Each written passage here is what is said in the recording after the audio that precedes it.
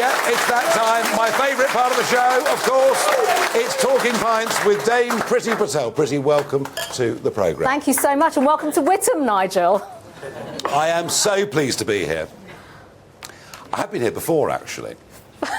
Welcome back, I should say. There was a migrant hotel here, wasn't there? There was. In the Home Secretary's constituency. 3 years ago. And I turned up and I probably helped you in a way. And everything changed after that. Well, there we are. There we are.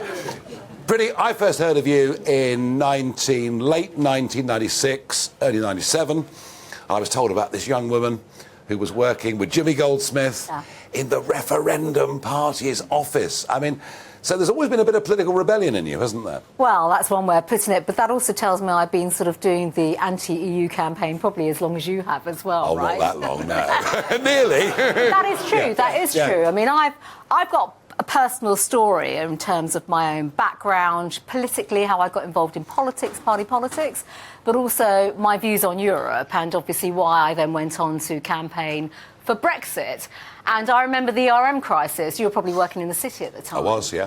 And I just remember the devastating impact that had on people, jobs, livelihoods, people lost their homes. Interest rates going through the the rates roof. went double-digit interest rates, right? 15% interest rates. And people know my mum and dad were shopkeepers, and I saw the devastating impact that had on all of us, basically, our family, lives.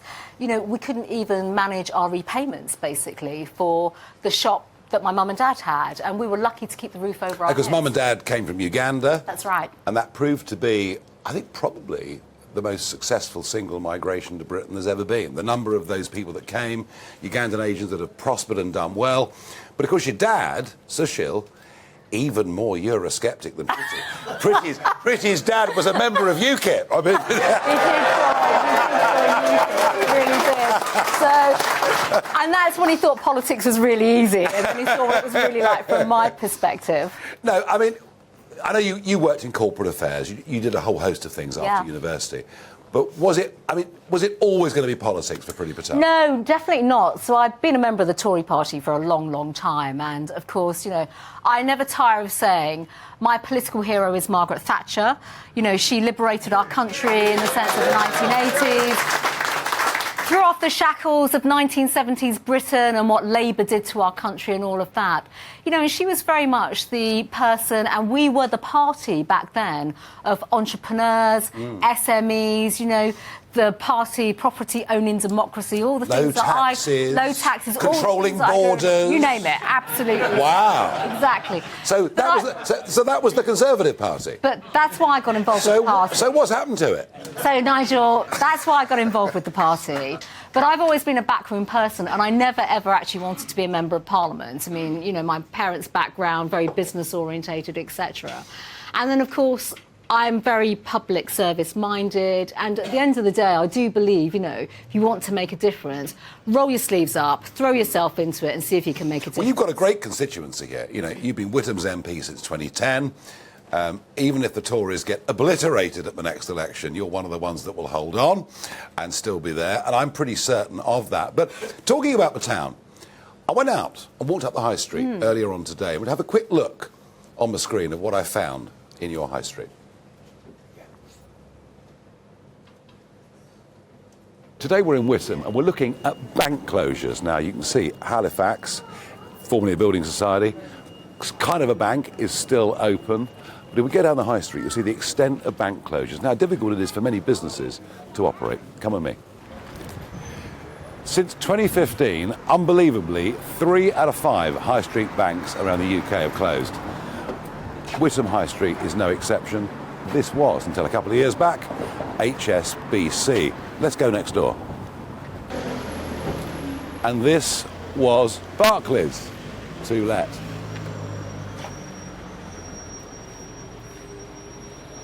But that's not all. And forgive me a wry smile, but after my recent travails with the NatWest banking group, this NatWest branch in the last couple of years has become an undertaker's. Now, of the big 4 banks, the last one left in Whittam High Street is Lloyds. Lloyds is still here, but oh dear, we're closing this branch soon. And that'll be it.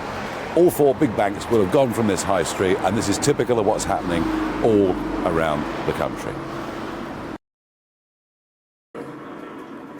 So Priti, that was Whittam, but it could have been almost anywhere, couldn't it? And I spoke to a lady who ran a butcher's shop, and even though the Halifax is open, they won't give coins or take coins, and her customers pay in tenors when they're buying sausages or bacon or whatever. I mean, is this just... I mean, this is a market town. It's been here for centuries. Is it just now in terminal decline? No, definitely not. I mean, Whittam... It looks like it, Well, though. Whittam is a great town. It really is. So, number one, we have an incredible community here. But to your point about the high street and what's going on in terms of banks, we all know about the banks, don't we, in terms of what they're doing. Oh, I do. Well, they want to control. I mean, you can speak personally about this, but actually I've had a lot of small businesses come to me, not just in recent months, but over the years. To a certain extent, they've been debanked, but also, these retail banks, the high street banks, just don't want their business anymore. They're not making money out of them. So this is a major, major problem. And of course, it has a knock-on impact in terms of shops on the high street, people setting up small businesses, the small retailers coming in and all those types of things. And of course, they don't want us to use cash. This is all about, digitalisation, credit cards, or, get your bank card out. And that's fundamentally wrong. And if you look around our lovely audience tonight, we've got a broad range here in terms of ages, representations of our town.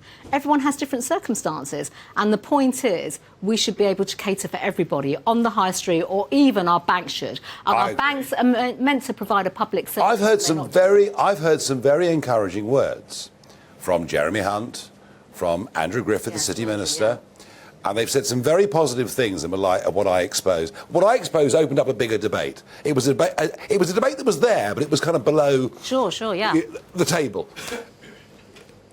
A general election is coming. It'll be next October or whenever it is. Can the government sort the banks out and make this thing fairer? Well, look, first of all, I think we need to thank you for everything you've done as well in terms of lifting the lid off the whole debanking, the banks and all this kind of stuff. There's no doubt about that.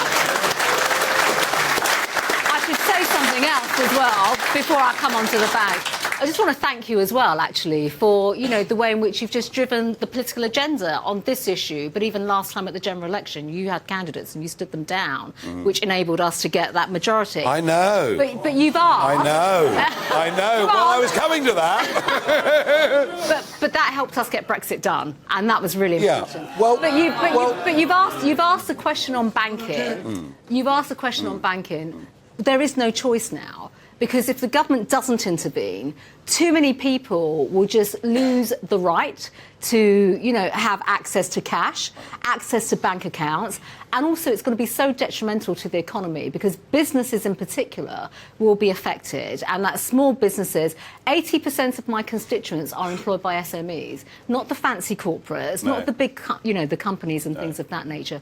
We need banks and we need local banks. This matters, and this campaign is one I'll probably go on fighting for years. I've got a record of doing that.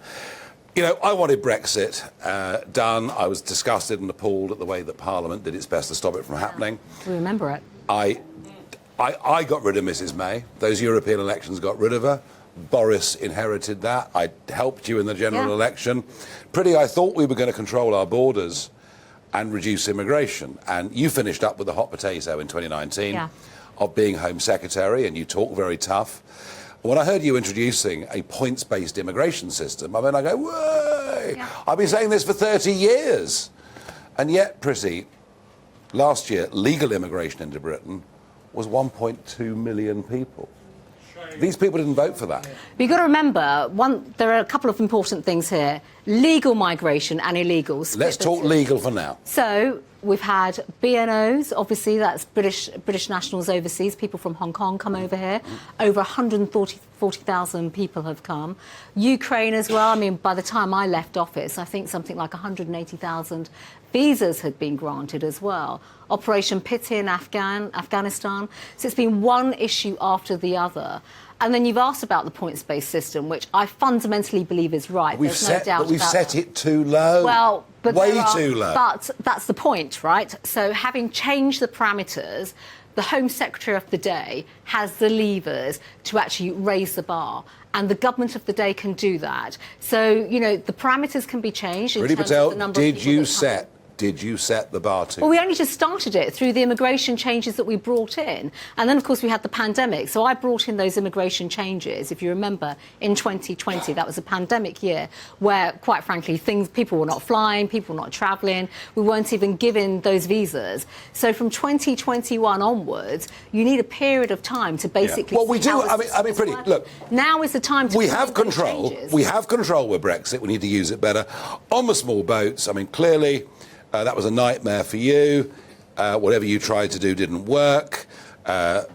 Can we solve the Channel, in your opinion, all the while we stay part of the European Convention on Human Rights? So the answer, actually, let me just say this. You've heard me say this many times. There isn't a single optional solution to... No, I just asked one particular question. Yeah, we do need to... I think we need to derogate from the ECHR. Derogate? You cannot just say we're going to leave it. Oh, you can? Well, we can leave it. Oh, I can. You can leave it. Oh, I can. But you know Parliament is not going to enable that to happen. And it's well, let's have a referendum then.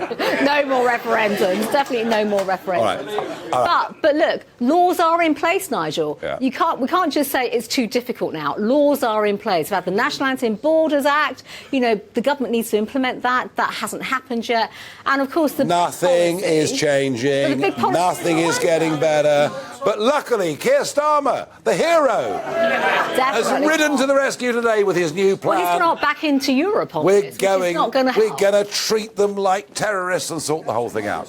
So who's better to vote for at the next election? Well, definitely not Labour on this. They're just going to walk us straight back into Europe. They're going to walk us back into Europe on this. They really will. So basically... And also, you've heard they want a burden share. So that means we will have to take people from the EU, from Europe, and that'll be a quota, and it could just keep on changing. Nigel, there's one policy we haven't actually spoken about, which is having a deterrent policy, and that is a game changer. We need a deterrent. A big deterrent. And, of course, one of those deterrent factors is Rwanda. And what stopped it? So the court stopped it. It's going to the Supreme Court. A judge at the ECHR. So a European So there's been it. A European court on Rule 39. So that is coming.